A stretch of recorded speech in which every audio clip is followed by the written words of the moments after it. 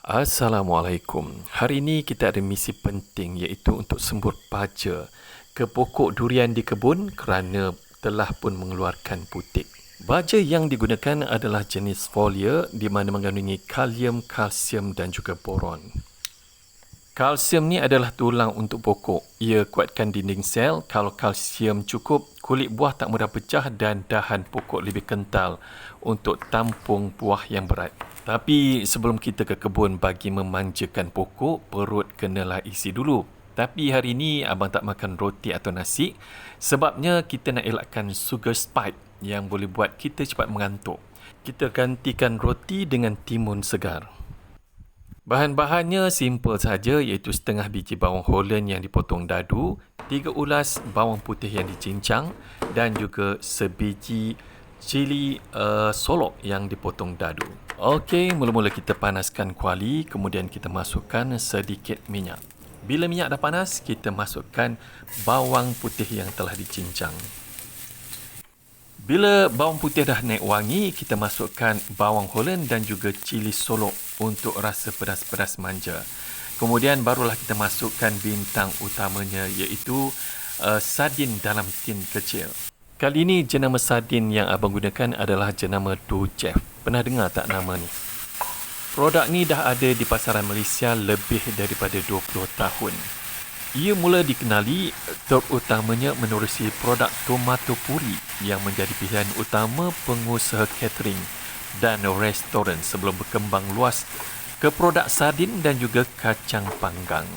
Kemudian abang tambahkan hirisan daun ketumbar. Ini bagi yang sukalah, bagi yang tak suka boleh skip.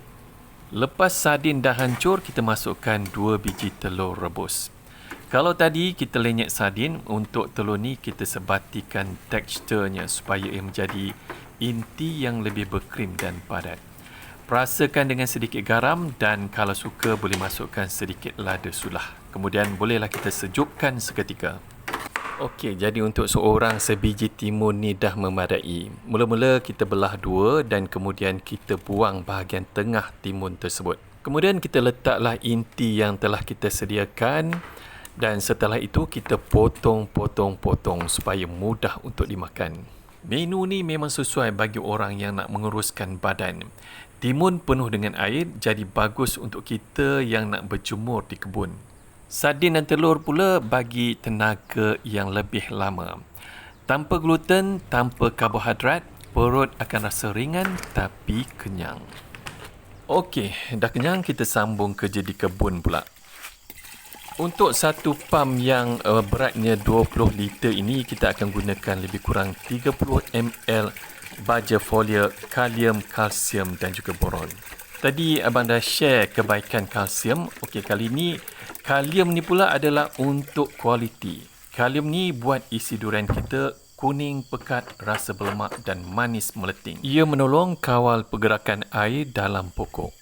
Manakala boron ni pula adalah pemandu arah. Tanpa boron, kalsium tak boleh bergerak. Ia sangat penting untuk pendebungaan pembentukan bunga dan memastikan buah tak luruh awal ataupun gugur putik.